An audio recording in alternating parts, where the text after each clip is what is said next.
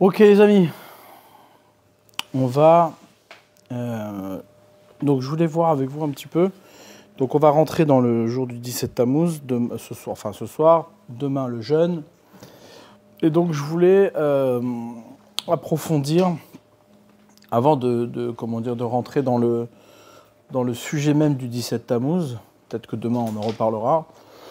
Mais on a eu une paracha cette semaine qui est très importante, puisque c'est elle qui, quelque part, va fixer quelque part la galoute dans laquelle on va se retrouver, c'est-à-dire l'exil dans lequel on va se retrouver. Évidemment que on a fait deux fautes très graves qui nous ont, on va dire, écartés de ce qui était le projet divin, mais malgré tout, on était prêt à rentrer en Eretz Israël.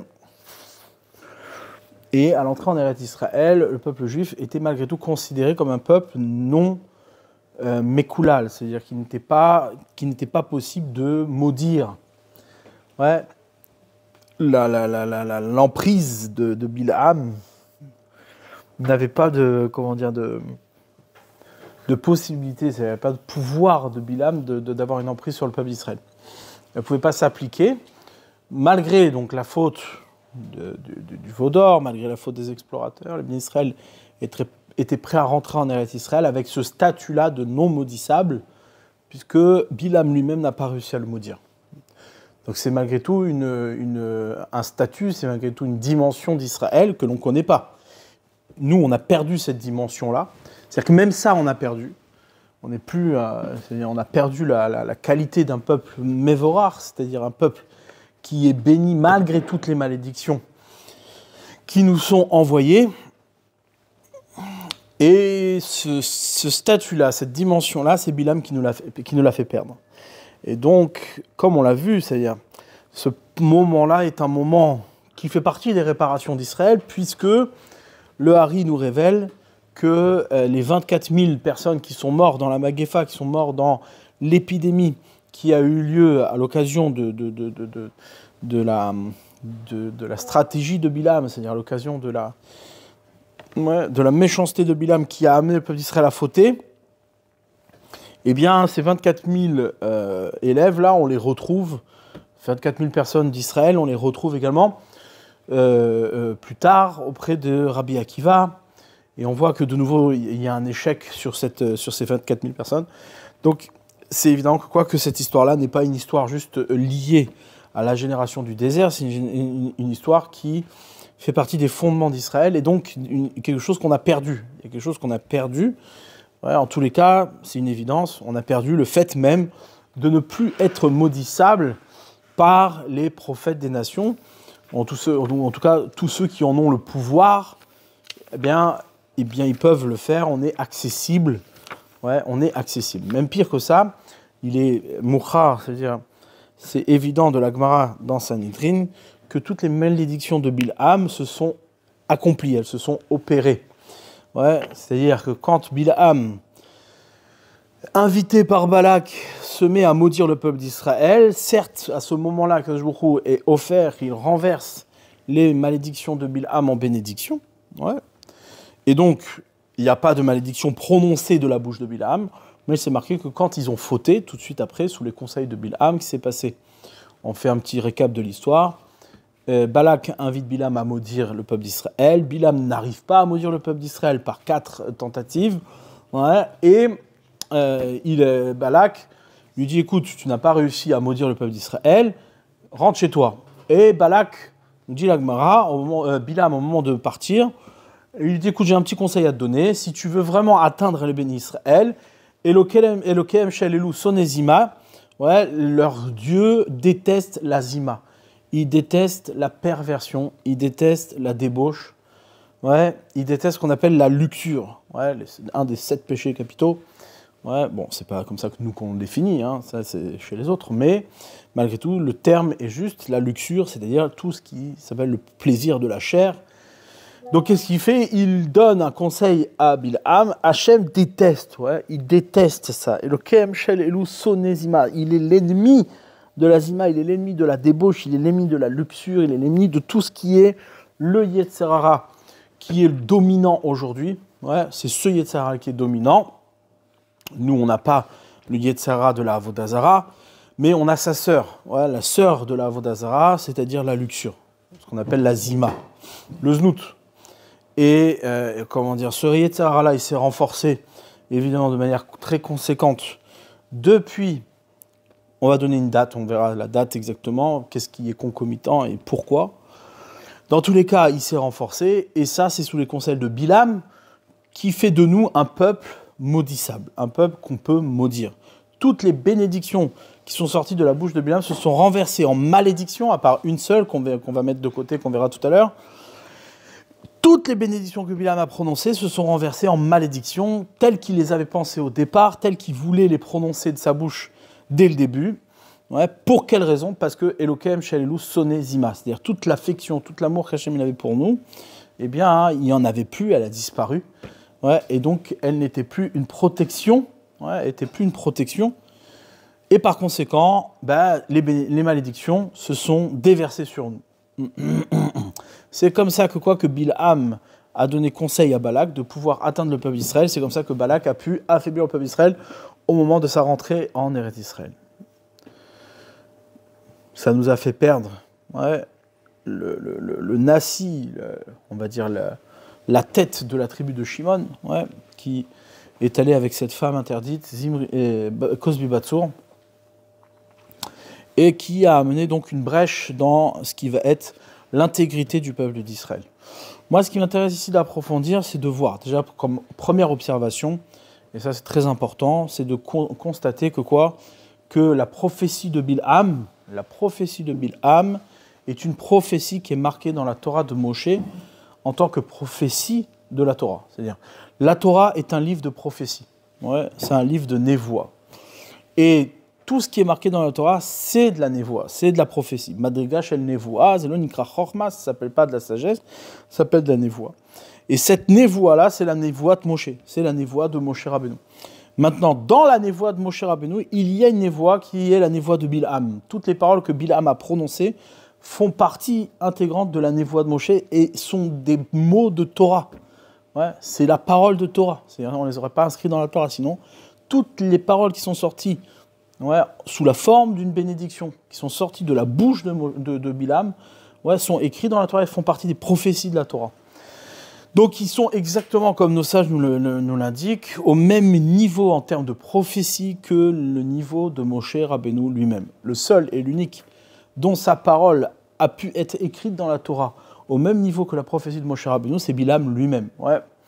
Maintenant, certes, elles nous ont été écrites sous la forme de bénédictions forcées, puisque c'est Hachem qui a forcé Bilham à les prononcer de cette manière-là, mais lorsque elle renferme en elle l'intention d'origine de Bilham, ce pouvoir de prophétie qu'Hachem lui avait donné, l'intention première de Bilham, c'est-à-dire la malédiction. D'où le venait ce pouvoir de maudire?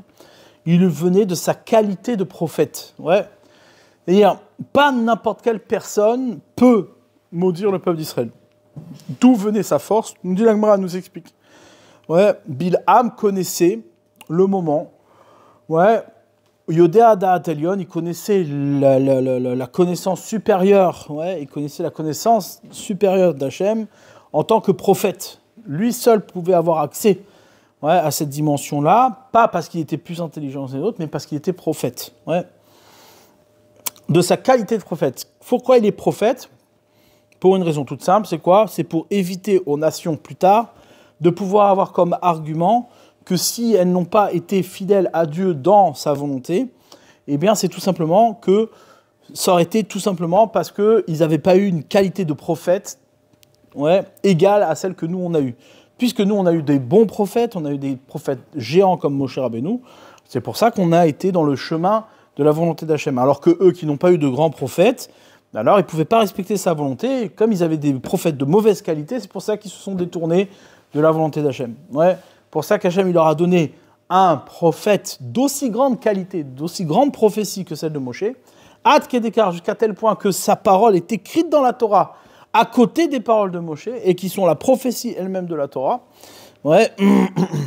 Et malgré ça, eh bien, Hachem va leur dire, vous voyez, qu'est-ce que vous en avez fait? Voyez ouais, où la prophétie de Bilam vous a amené. Ouais, Bilam, c'est la prophétie elle-même qui l'a amené à ça. Ouais. Le Kéli qui lui a permis de maudire le peuple d'Israël, c'est sa prophétie. Ouais, c'est sous cet outil-là qu'il a pu maudire le peuple d'Israël. Pas parce qu'il connaissait un secret que personne ne connaissait, mais parce que par la force de sa prophétie, il a atteint ce degré-là de connaître le moment où Hachem maudissait, où Hachem, se met en colère. Ouais, il y a un moment particulier où Hachem se met en colère, et lorsque tu maudis qui que ce soit pendant ce moment-là, alors la colère d'Hachem se déverse sur cette créature et elle disparaît. Ouais. D'où provient cette réalité-là, ce réel-là d'Akadosh Baruch Hu dans le monde? Eh bien, il provient de ce moment-là, ouais, où Akadosh Baruch Hu, lorsqu'il a créé le monde, Hachem, il n'a pas... C'est-à-dire, tout ce que Hachem a mis en place, ouais, est réel, existant. C'est pas qu'à un moment donné, il a pensé une chose et qu'il l'a regretté. Par conséquent, lorsque Hachem, c'est marqué dans le Midrash que Allah be'marshavto livro et olam bemidatadin, que quoi que Hachem, il a voulu créer le monde avec la vertu de rigueur, eh bien, lorsqu'il a créé le monde avec la vertu de rigueur, il a vu que quoi que Ra'a she'en ha'olam mitkaem, il a vu que le monde ne pouvait pas exister, ne pouvait pas durer, il ne pouvait pas vivre. Ouais, la rigueur ne laisse pas vivre les créatures. Pourquoi? Parce que l'homme ne peut pas surmonter la rigueur d'Hachem. Ouais, la rigueur, ça veut dire quoi? Ça veut dire que tout simplement, dès que tu sors de la volonté de Hachem, tu disparais, tu n'existes plus, parce que cette réalité-là n'existe pas. Qu'est-ce qu'il a fait Hachem pour pouvoir laisser exister l'homme? Eh bien, Shitaf Imomidat Arachamim, il a associé à cette rigueur-là la miséricorde, c'est-à-dire qu'il a laissé du temps pour revenir à la Midatadin, ouais, pour revenir à ce réel, ouais, de rigueur que l'homme ne peut pas atteindre. Ouais, dès sa première fois, il est obligé de l'atteindre par le biais de la rachamim, par le biais de la miséricorde. Ouais. Parce qu'on lui laisse du temps, alors il va y arriver. Ouais. Maintenant, ce temps-là, c'est quoi? C'est le temps de vivre dans ce qui est inexistant, c'est-à-dire dans le temps de vivre dans quelque chose qui n'existe pas. On fait durer ce qui n'existe pas. Ouais. Le fait que toi, tu puisses durer dans un monde qui n'existe pas, c'est ce qui te permet de revenir à un monde qui existe. D'accord? Ça, c'est ce que Hachem il a fait, et comme ça, il a créé le monde.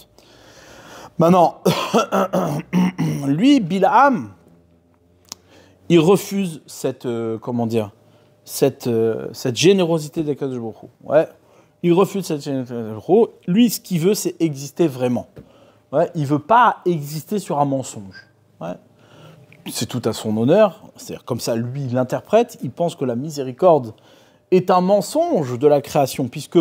Au bout du compte, là, c'est par le biais de la miséricorde qu'on existe dans un monde aussi mensonger que le monde dans lequel on vit. Ouais. Puisque si je ne laissais pas la miséricorde au fauteur, alors il n'y aurait pas de fauteur.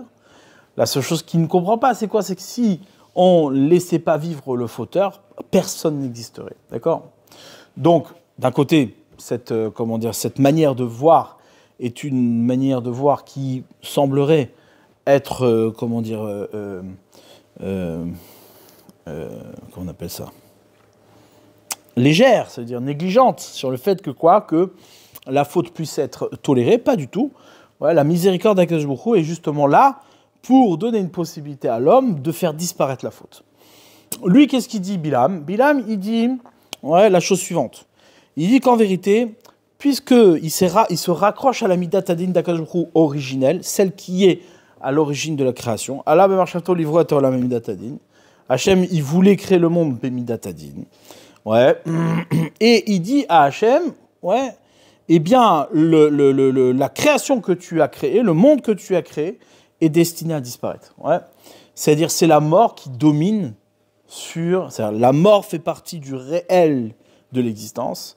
C'est-à-dire, la création elle-même est destinée à mourir. Chaque chose est destinée à mourir. Il n'y a pas de chose de la création qui vit. Ouais. Et cette chose-là qui est donc morte, eh bien, c'est ça notre lien avec Akadosh Baruch Hu. C'est ça notre lien avec l'existence elle-même. C'est-à-dire que qu'il n'y a pas une seule chose qui est créée qui n'est pas destinée à disparaître. Et c'est ça l'approche que l'homme doit avoir avec l'existence. C'est-à-dire, son lien avec l'existence se fait par le biais de ce qu'on appelle la vie de l'instant. Ouais, la vie de l'instant, c'est-à-dire que rien ne dure, rien ne peut durer. C'est pour ça que que nous disent de sages, que Bilam connaissait ce moment-là où Hachem se mettait en colère. Ouais. C'est quoi ce moment-là? C'est quoi ce temps-là? C'est le temps de dire le mot Rega. Ouais, Rega. Rega, c'est un instant. Un instant. Bilam connaissait cet instant-là. C'est-à-dire cette réalité-là dans le monde qui n'est qu'un instant et qui ne peut pas durer. Ouais. Alors, dans le fait que c'est monté à son esprit, ça n'existe que comme un instant parce que cette réalité-là n'existe pas, la réalité de la destruction n'existe pas, parce que la miséricorde le fait durer. Et Bilham vient et dit non, l'existence, malgré ta miséricorde, l'existence disparaît. Et donc, l'existence de l'homme ne peut durer que par ta capitulation à ce que l'homme dure malgré sa disparition. Ouais. Ça, c'est la hashkafa de Bilam. Ça implique évidemment des réalités sur le comportement et la relation qu'on a avec Akadosh Baruch Hu, c'est-à-dire avec Dieu. Dans sa relation Bilam avec Dieu, il sait que rien dans ce monde n'est fait pour durer. Ouais. Et donc, cette réalité-là se traduit sous la forme, sous l'aspect de ce qu'on appelle le chomer, c'est-à-dire la matérialité, le plaisir. Le plaisir, la ta'ava, les désirs, les envies, sont exactement, le plaisir, le désir, les envies, sont exactement cette approche-là que Bilam a révélée dans le monde par le biais de sa prophétie, qu'il est allé chercher dans le Da'at Elyon, c'est-à-dire dans la connaissance supérieure des mondes. Il est allé la chercher et il l'a révélée dans ce monde tel qu'elle est vraiment, c'est-à-dire il l'a amenée dans ce monde. Normalement, il faut bien comprendre la subtilité, normalement, cette réalité-là, à la Bémar Shavto, elle n'existe pas, elle n'existe que comme un instant dans ce monde que personne ne peut y accéder. Hachem n'a pas laissé de traces de cette réalité-là dans le monde parce que Shitef Imamidat Arachim, tout le monde que l'on connaît, c'est un monde de miséricorde. Il n'y a pas d'autre chose dans ce monde. Les choses n'existent, n'ont de consistance, n'ont de réalité que parce qu'il y a la miséricorde d'Hachem. Bilham, il est allé chercher, il est allé révéler dans un monde où cette chose-là n'était pas révélée. Tout comme on révèle la Torah dans le monde, eh bien, Bilham est allé révéler cette réalité-là. Que il existe une dimension qu'on appelle Midat Hadin et il l'a apportée dans le monde. Il l'a apportée dans le monde dans ce qui va être le réel des hommes et le réel de la création. Comment cette réalité-là se traduit dans la création et dans le réel des hommes? Eh bien, elle se traduit sous la forme d'une réception qui s'appelle le plaisir, les désirs, les envies, la débauche. Pourquoi? Quel rapport? Parce que la définition du plaisir et des envies et de la débauche, c'est de traduire la réalité à un instant. Le plaisir n'a de sens que parce que tu es offert. Tu renverses un réel continu à un réel instantané. C'est ça la définition du plaisir. C'est exactement ça. Il n'y a pas de plaisir qui a comme perspective l'éternité. Sinon, ce n'est pas un plaisir. L'être offert, c'est-à-dire renverser le réel qui dure, le réel qui est continu, à un réel instantané, à un instant, eh bien, ça, c'est la définition du plaisir et des envies. C'est-à-dire que tu ne cherches pas à faire vivre les choses, tu cherches à en profiter, à les faire mourir, en fait. Ce que tu veux, c'est que les choses meurent. C'est exactement la traduction de ce qu'on appelle la plus grande réalité des plaisirs de ce monde. La débauche, la luxure n'a de sens que parce qu'elle est vécue comme un instant. Ce qui devrait être traduit, ce qui devrait se traduire comme une éternité, comme une continuité, comme quelque chose qui dure, comme la vie qui puisse naître de cette réalité-là, eh bien, elle se traduit à un instant, c'est-à-dire qu'elle ne vise pas ce qui va continuer, elle vise l'instant, tel qu'elle est vécue maintenant. C'est comme ça que Bilam se percevait l'homme comme un réel qui n'existe que dans l'instant, parce que justement, il n'y a pas de continuité. Et ça, le fait de se percevoir comme tel, c'est justement définir le monde que l'on connaît comme étant le monde réel tel que l'on perçoit, et pas tel qu'on voudra le faire naître. La rachamim n'existe pas. La midat rachamim, comme son nom l'indique, le Maharal, il explique, ouais, rachamim, ça vient du mot rechem. Rechem, c'est la matrice. Ouais, la matrice, c'est l'élément qui fait naître les choses. Ouais, c'est les mêmes lettres que machar. Machar en hébreu, ouais. Le demain. Demain, ce qui peut être continué. Ce qui peut, être ce que tu construis aujourd'hui comme étant la promesse d'une continuité, d'une réalité qui suit. Ouais. Toi, tu viens dans ce monde, tu dis non mais attends, je m'en fiche de ce qui va se passer demain. C'est qu'est-ce que je vais prendre maintenant. C'est ça qui compte. Ouais. Et donc du coup, qu'est-ce qui se passe ? Cette richoute là de Bilham, ouais, cette méchanceté de Bilham, elle a coupé ce qu'on appelle le réel du Olam Haba avec le réel du Olam Hazé. Ouais. Il n'y a plus de contact entre le Olam Haba et le Olam Hazé. Le Olam Haba, le monde futur, c'est un monde que tu construis à partir des éléments que tu as au présent, comme étant une projection vers une continuité, quelque chose qui continue du présent. Le Olam Haba, le monde futur, n'est pas un monde imaginaire ou un monde qui n'existe pas encore qu'on te donnera demain. C'est la continuité de tes actions d'aujourd'hui. Par le biais d'une mitzvah, par le biais d'une action, tu fais quelque chose qui, aujourd'hui, ne peut pas se traduire comme une réalité, mais qui, à partir de ce que tu as aujourd'hui, ça va faire naître la réalité du bas, c'est-à-dire de ce qui doit venir du monde dans lequel tu t'exprimes. Ouais. Ça, c'est ce que Bilam Aracha vient mettre comme mechitza, il vient mettre comme séparation entre le Olam Haba et le Olam Hazé. Le monde dans lequel je vis, dira Bilam, n'a pas de perspective de Olam Haba. Rien ne peut naître du monde, rien ne peut naître comme continuité, comme vie du monde dans lequel je suis. Ouais. Tout est mort. Tout est mort. Chaque instant n'est fait que pour être vécu comme un instant. Rien d'autre. Ça, c'est la prophétie de Bilam et c'est sa richout, ouais, c'est sa méchanceté. Du coup, comment ça peut s'intégrer quelque part dans une Torah comme tu as c'est-à-dire qu'au final, là, Bilam, il a révélé quelque chose dans ce monde. Bilam, il a révélé ce qui est la klala. Ouais, et ce qui est donc, par conséquent, la bracha. Bilam, par le désir de révéler cette réalité-là du djinn comme étant quelque chose qui se termine dès sa naissance. Dès sa naissance, il est destiné à disparaître. Et il n'a on ne peut capter, on ne peut saisir le réel que dans l'instant qu'il vit et dans sa continuité qui meurt. Ouais. Ça, c'est la Midat Hadin. Ouais, c'est la Midat Hadin. Et donc, Bilham a révélé cette réalité-là. Maintenant, pour nous, ouais, cette réalité-là, eh bien, elle va se traduire, ouais, c'est-à-dire tout ce que l'on perçoit comme étant quelque chose qui se termine à l'instant, eh bien, pour nous, ça va être l'occasion de révéler justement la nécessité d'une continuité. Il y a deux clans. Il y a ce qu'on appelle Talmidim Shel Avraham Avinu ou Talmidim de Bilam Aracha.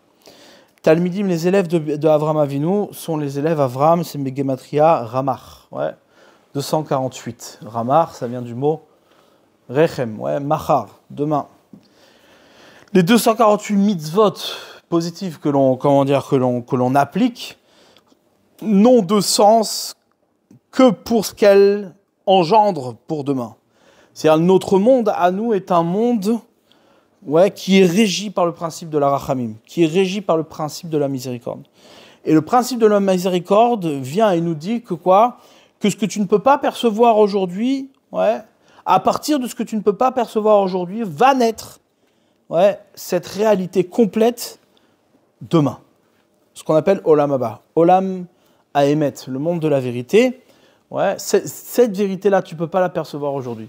Bilam, il vient et dit non, il n'y a pas de vérité que je ne peux pas percevoir. Toutes les vérités sont perçues, mais justement, elles ne sont perçues que parce qu'elles meurent à l'instant même où elles sont perçues. Et ça, cette déviance-là, en fait, cette déviance est intéressante parce qu'elle relie. Elle relie la réalité de la sagesse, la réalité du émet avec le plaisir. Nous, on est pervertis par cette idée-là de Bilam. Ouais, cette idée-là. Nous, on ne peut pas vivre autrement. C'est-à-dire, malheureusement, ouais, il a été Mekalel, il nous a maudits, et on vit dans ce monde-là. Le monde que l'on connaît, c'est ce monde-là. C'est le modèle de Bilam Aracha. Le modèle de Bilam Aracha, c'est ce modèle-là qui vient te dire que quoi ? Que tu ne peux percevoir les choses véritablement comme étant une vérité que si tu les perçois dans l'instant. À l'instant, qu'est-ce qu'elles veulent dire ? Elles sont vraies parce qu'à l'instant, elles veulent dire quelque chose. Ouais. Elles ne sont pas vraies que parce qu'elles vont vouloir dire quelque chose demain. Elles ne sont vraies que parce qu'elles veulent dire maintenant quelque chose. Ouais. Comme si c'était impossible que l'homme puisse être à une distance de la vérité, ouais, qui est une distance qui lui reste à parcourir. Ouais. Il n'y a pas de distance entre l'homme et la vérité, dira Bilam. La vérité est instantanément perçue par l'homme, et si elle est instantanément perçue par l'homme, c'est parce qu'elle meurt instantanément au moment où elle l'aperçoit. Elle n'a pas de continuité. Ouais. Cette réalité-là du da'at de Bilam le relie, ouais, au plaisir, le relie à la débauche. C'est pour ça que Bilam n'avait aucun problème à faire ses plaisirs avec son ânesse. Il avait une ânesse, le chomer, l'ânesse. Ouais, c'est le chomer par excellence.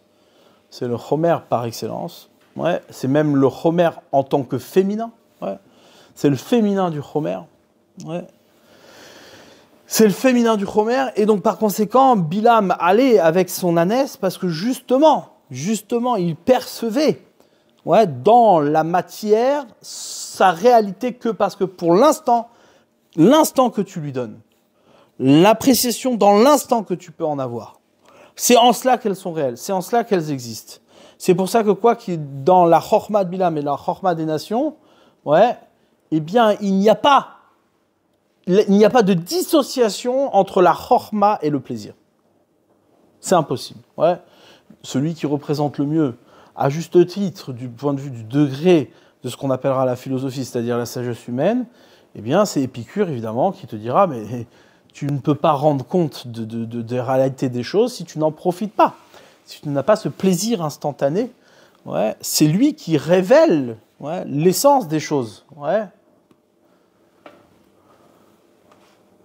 C'est lui qui révèle l'essence des choses. D'accord ? Donc, ce qu'il faut entendre ici, le chidouche ici, il est le suivant.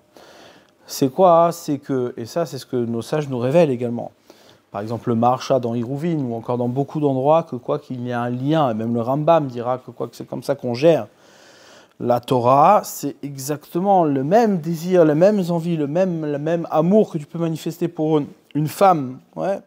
C'est exactement la même chose, le désir, l'amour que tu puisses manifester pour l'étude de la Torah. L'un se fuit de l'autre. C'est-à-dire que l'amour de la Torah, ouais, dans Bemadrigat Shel Ben Azai, dans la dimension de Ben Azai, ouais, il était Anous, Ben Azai. Ben Azai était Anous. Il était Anous parce que, ouais, Nafsho Chashka Batorah. Son âme, elle désirait la Torah. Puisque son âme désirait la Torah, il n'y avait pas de place à désirer une femme. Il n'y avait pas de place. D'accord ? Nous, ce qu'on va essayer de comprendre, c'est Rabbi Akiva. Ouais. Mais en tout cas, Ben Azai, lui, il est mort. Il est mort. Ouais. Il est mort, il est sorti du monde parce que son âme désirait profondément la Torah. Et donc, il ne pouvait pas désirer le monde. Il n'y avait pas de lien avec le monde. Ouais. Donc, apparemment, on pourrait dire que Bilam a une vraie Ta'ana. Bilam a une vraie Ta'ana. Quel monde serait un monde de Ben Azai ? Un monde qui ne peut pas faire exister la Torah dans le monde, dans le réel de l'instant. Ouais, dans le réel de l'instant, le monde de Ben Azai n'existe pas. Il n'a aucun intérêt. Donc Bilam, il vient et te dit, hey, moi, je suis désolé, mais pour moi, au moins, le monde est réel. Il est réel en cela que j'en profite pour l'instant. Sauf que, de l'autre côté, Bilam fait mourir, ouais, le Olam Haba, le monde de la vérité, le réel monde de la vérité, Or, l'homme est une connexion entre le Olam Haba et le Olam Hazé. C'est-à-dire que le monde, le Olam Hazé, ce monde-là, qui est un monde que Miprinat Adin n'existe pas, c'est-à-dire du point de vue du din, de la rigueur, il n'existe pas, il meurt instantanément, eh bien, Mikor HaRachamim, par le biais de la miséricorde, eh bien, il te permet d'y accéder. Par le biais de la miséricorde, il te permet d'y accéder. Qu'est-ce qui nous permet d'accéder au monde de la vérité? C'est la Rachamim, c'est la miséricorde. Bilam s'y oppose profondément. Pourquoi? Parce que dans son modèle de la vérité, et à juste titre, tu peux te poser la question, dans ce modèle de la vérité, tu ne peux pas apprécier cette vérité au moment même où tu l'aperçois. Pourquoi? Parce que tu vois une vérité, mais tu ne peux pas y en profiter, parce que si tu en profites, tu l'as trahi. Tu l'as trahi, puisque tu ne peux pas en avoir une perception complète. Donc du coup, dire à Bilam que la seule manière que j'ai d'apprécier véritablement le réel des choses en tant qu'homme, ici-bas, eh bien, c'est de l'apprécier dans son instant. L'instant qui est l'intensité même du réel des choses dans le présent. Maintenant, parler de l'avenir de ces choses-là n'a aucun intérêt puisqu'il n'existe pas. L'avenir de ces choses-là n'existe pas puisque le réel se limite à l'instant même dans lequel il s'est révélé. Dans l'instant même dans lequel il s'est révélé. D'où, dans l'application et dans la cohérence des choses, l'application des plaisirs, des désirs, de la débauche, puisque au bout du compte, c'est comme ça, c'est dans l'instant qu'on apprécie les choses. C'est dans le vécu de l'instant que tu les apprécies, ces choses-là. Encore une fois, la ta'ava, le désir, l'envie, le plaisir, la débauche, le plaisir de la chair, c'est un plaisir qui ne peut être profitable que si tu élimines toute la perspective d'un avenir. Un homme ne désirera pas une femme s'il ne veut pas l'avoir pour maintenant. Son désir l'amène à vouloir quelque chose à l'instant même où il le désire, plutôt que de programmer ce désir comme étant une possibilité de construire et de viser autre chose que son désir lui-même. Le désir n'est pas un outil parce que sinon il ne se manifeste plus comme un désir.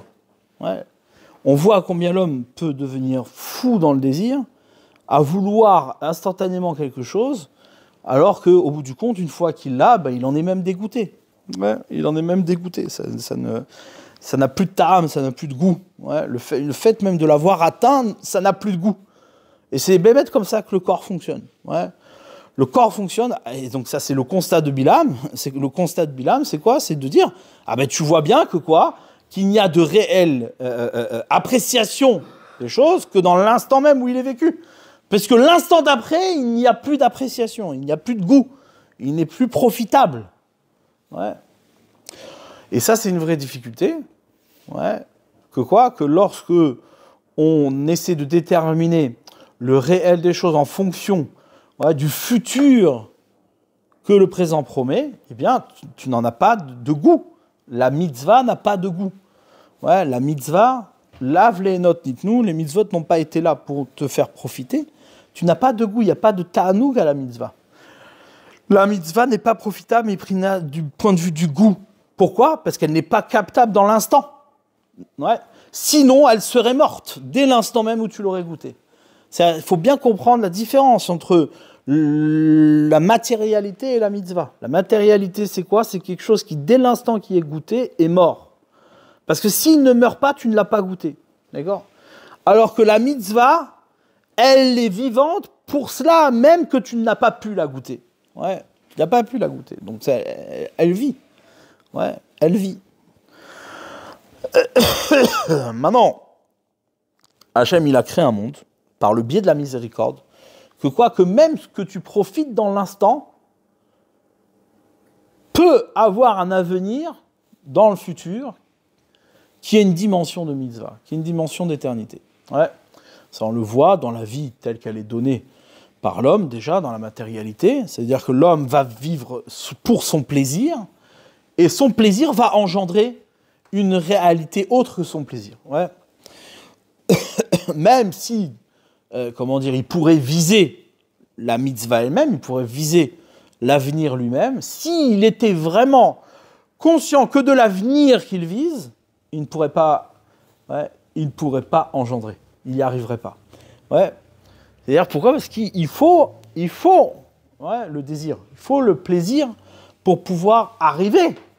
Ouais. Donc Hachem a fait quelque chose qui, par le biais de la miséricorde, fait qu'en fait le din ne fait pas mourir les choses, elles ne font pas mourir les choses. Ouais. Et donc tu peux profiter de ces choses-là qui, malgré le point de vue du din, seraient morts, eh bien, tu peux quand même malgré tout accéder à la vie. Ouais. Tu peux accéder à ce qui est véritablement vivant. Ouais.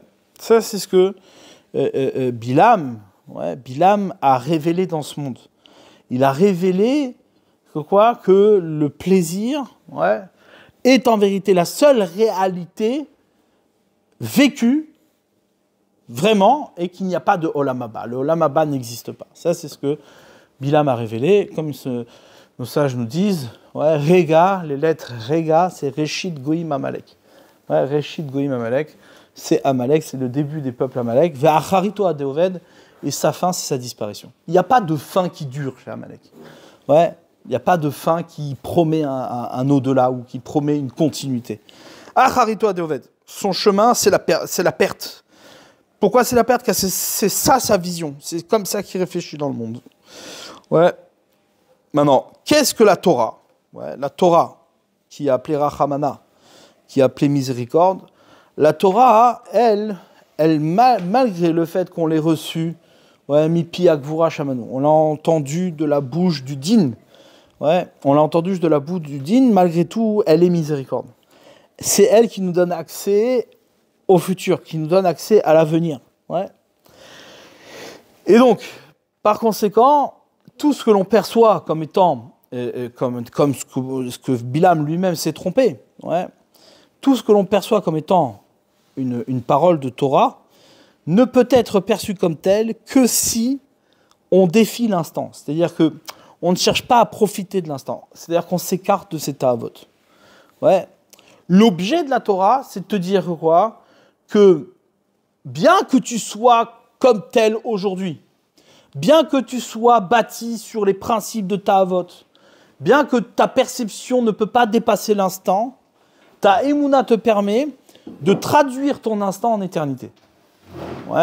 Ça, c'est l'objet de la Torah. C'est l'objet de la Torah. On a des exemples comme ça. On a des exemples comme ça par Rabbi Akiva lui-même. Rabbi Akiva nous dit la Gemara qu'on répète suffisamment pour la connaître. Quand Rabbi Akiva il est monté quand Moshe Rabbeinu est monté dans les cieux pour recevoir la Torah, qu'est-ce qu'il a vu ? Il a vu Hachem en train d'écrire des couronnes sur les lettres et il lui a demandé pour qui fais-tu ça ? Pour qui tu es en train d'écrire ces couronnes qui sont de toute façon du point de vue de l'instant, du point de vue de la lettre, imperceptibles. Tu ne peux pas les traduire dans l'instant. Elles n'ont pas de sens dans l'instant, ces lettres-là. Eh bien, qu'est-ce qui se passe ? Il lui dit, oui, il y a un monsieur qui s'appelle Rabbi Akiva. Et ça, c'est exactement la réponse que Hachem donne à Moshe Rabbeinu.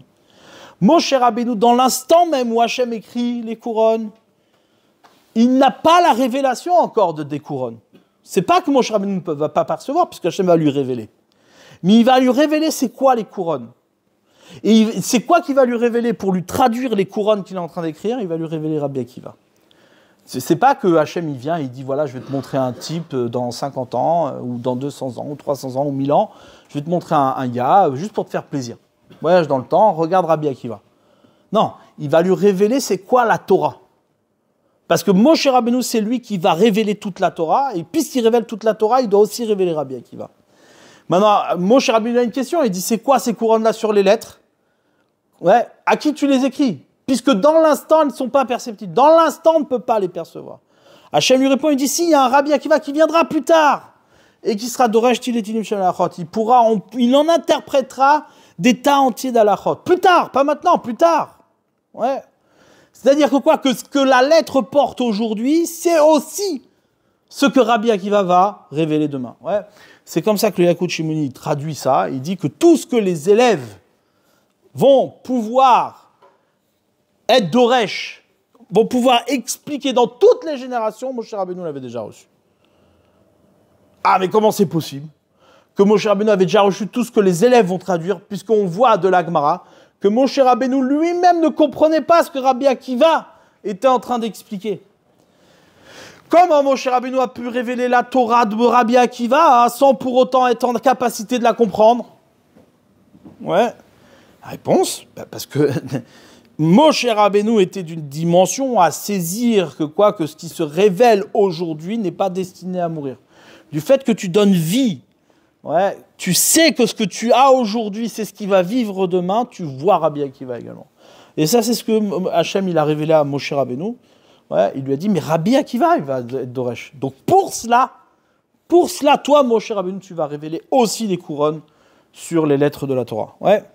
C'est-à-dire, c'est beaucoup plus complexe que l'idée même de dire, oui, j'ai confiance que de cela va sortir quelque chose, que plus tard, un type super intelligent. Non.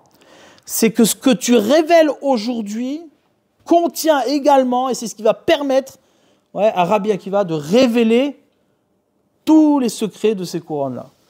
Au point qu'au moment où Moshe Rabbeinu assiste au cours de Rabbi Akiva, eh bien Rabbi Akiva conclut son cours, malgré le fait que Moshe Rabbeinu n'en saisit rien, Rabbi Akiva conclut son cours par le fait même que halakha de Moshe Sinaï. C'est une halakha de Moshe au Sinaï. Le fait que Rabbi Akiva révèle beaucoup plus tard les secrets de ces couronnes-là, comme étant à l'instant même où elles ont été reçues par Moshe Rabbeinu, comme étant la Torah de Moshe Rabbeinu, ça c'est ce qui garantit la qualité de la Torah de Rabbi Akiva. C'est-à-dire, la Torah, c'est en vérité saisir que ce que je fais aujourd'hui, pas simplement je sais qu'ils vont avoir du sens demain, c'est que je suis capable d'élaborer à partir d'aujourd'hui le sens qu'elles auront demain. Ça, c'est bien plus qu'une idée, c'est-à-dire c'est bien plus que l'idée de la compréhension de la chose. C'est saisir que la compréhension qui n'est pas encore perceptible ou peut-être pas encore exprimable dans le monde dans lequel je vis, aujourd'hui, j'en perçois déjà sa destinée. C'est-à-dire je l'applique pour cela. Comme il dit, c'est Niflaméot, c'est-à-dire comme il dit le Rambam lui-même, il dit aujourd'hui tu n'appliques pas les mitzvot. Tu ne les appliques pas, les mitzvot, parce que tu veux en profiter aujourd'hui. Tu les appliques parce qu'elles sont émettes. Mais qu'est-ce que tu connais du émettre des mitzvot, toi? Tu ne connais pas. Comment je peux appliquer quelque chose pour sa vérité alors que je ne connais pas? Je n'en perçois pas. Je n'apprécie pas sa vérité. Non.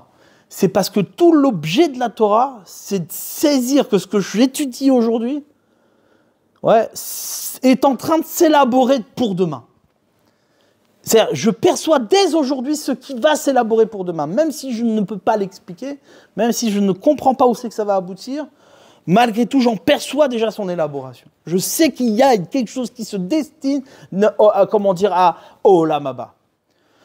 Ça, c'est ce qu'on appelle la Chorma, c'est ça qu'on appelle la Torah. C'est ça qu'on appelle la Torah.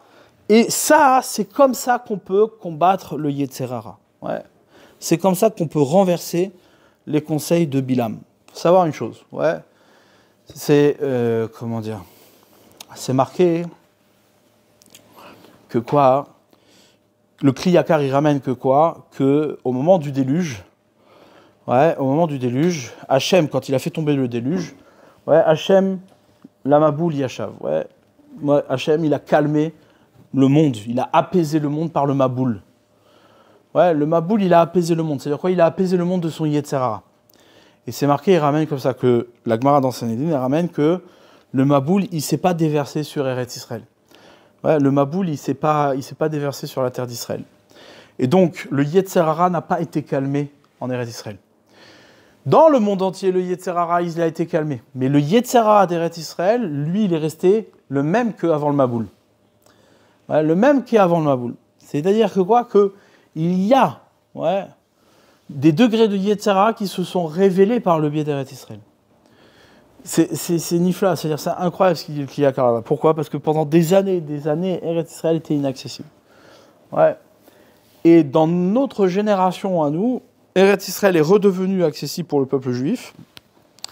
Et concomitant, allez savoir pourquoi, c'est à ce moment-là que le Yetzer Hara des Ta'avot, de la chair, s'est manifesté d'une manière dont il ne s'est jamais manifesté dans le monde. Ouais, autant qu'aujourd'hui, jamais. Ouais. Et ça, la preuve, elle en est du Or HaChaim HaKadosh. Le Or HaChaim HaKadosh ramène qu'à la fin des temps, Hachem, il ouvrira le 50e degré d'impureté, chose qui n'a jamais été ouverte avant. Ouais, c'est quelque chose qui est propre à notre génération. Et donc, c'est évident que ce Yetzer Hara de la débauche et de la luxure, ouais, qu'on peut constater aujourd'hui. Et ce Yetzer Hara de la débauche et de la luxure, c'est elle qui amorce, ouais, c'est elle qui est représentative de l'idéologie de Bilham et qui s'oppose à l'étude de la Torah, qui s'oppose à la parole de Torah. Cette prophétie qui sort de la bouche de Bilham, si elle est gardée qu'Ebracha, c'est-à-dire que la prophétie de Bilham ne peut être une prophétie de Torah que si le peuple d'Israël est détaché des Ta'avot et qui ne vit pas dans l'instant et que donc ce qui sort de sa bouche est une bénédiction. Le jour où le peuple d'Israël est rattaché au Ta'avot, au désir, à l'instant, eh bien, ce qui sort de la bouche de Bilham n'est plus une prophétie, c'est une klala, c'est une malédiction. Ouais, c'est plus de la Torah, c'est une malédiction. Ce qui nous préserve, ce qui fait que ce qui sort de la bouche de Bilham, c'est de la Torah, c'est juste parce qu'on est détaché des plaisirs et des désirs. Mais lorsqu'on est rattaché au désir et au plaisir, eh bien, ce qui sort de la bouche de Bilham, c'est une klala. Ouais, c'est l'inverse de la Torah. L'inverse de la Torah. C'est exactement ça. Rabbi Akiva, c'était celui, qui, lorsqu'il voyait un chacham, lorsqu'il voyait un tamid chacham, il voulait le mordre.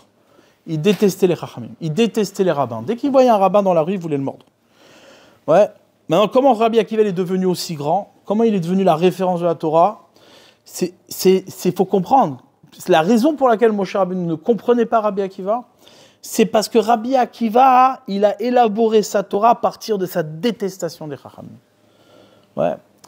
Il a construit sa Torah, il a révélé combien, depuis sa haine des rabbins, comment on arrive depuis la haine des rabbins, on arrive à la Torah.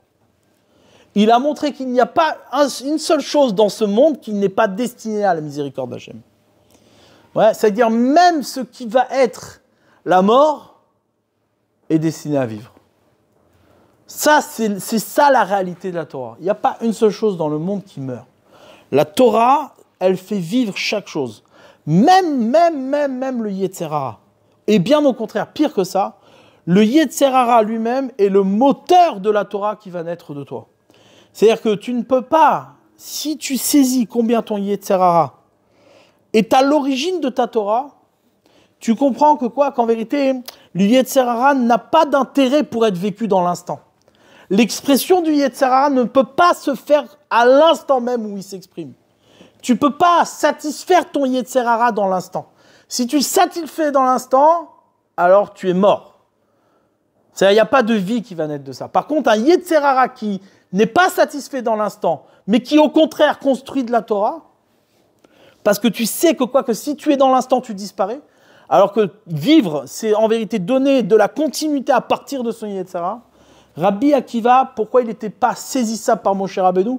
Parce que Rabbi Akiva, il a élaboré toute la Torah de Moshe Rabbeinu sur le fondement même que lui, il avait, c'est-à-dire la détestation des Chachamim. Parce qu'il détestait les rabbins, là-dessus, il a construit le chemin vers la Torah. Donc forcément, Moshe Rabbeinu, il ne comprend pas ce chemin-là. Lui, Moshe Rabbeinu, il n'a jamais entendu la Torah à partir de la détestation des Chachamim. Ouais. Donc, en vérité, on s'en fout du Yetzer Hara que tu as. Ça ne change rien.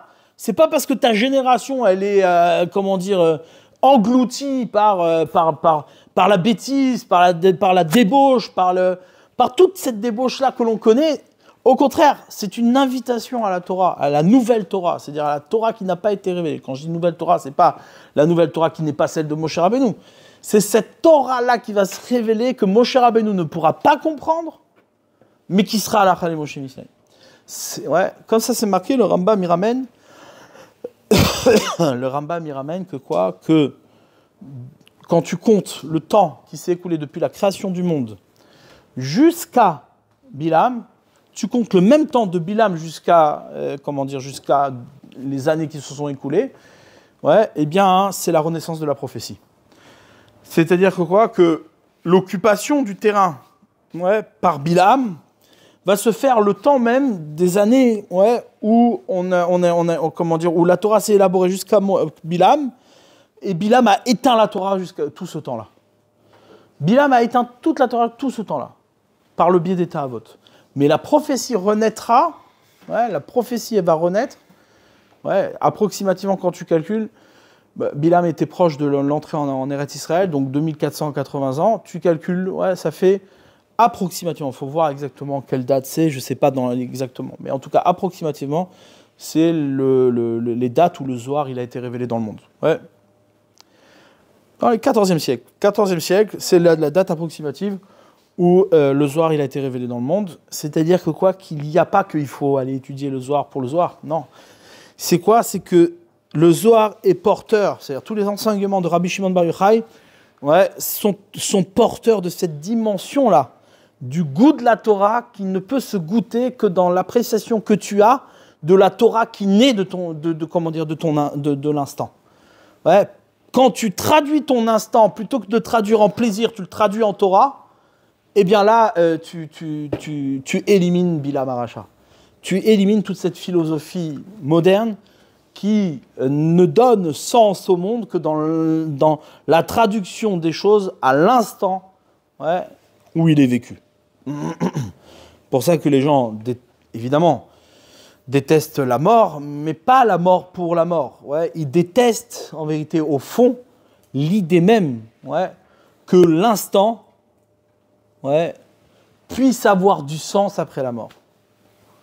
Ouais, c'est toute la détestation d'Israël. Aujourd'hui, Israël, qu'est-ce qu'il a voulu faire? Il a voulu, ouais, traduire son avenir à l'instant. Ouais, à l'instant. Vivre au présent. Il a voulu, ouais, l'entrée en Eretz Israël telle qu'elle s'est faite, dans cette génération-là, c'est ce qui a amené l'éclatement des désirs dans le monde, et c'est ce qui a traduit et ce qui a ramené l'homme, ouais, au rapport du plaisir à l'instant. Et donc c'est ce qui fait que la Torah, elle a fui le monde.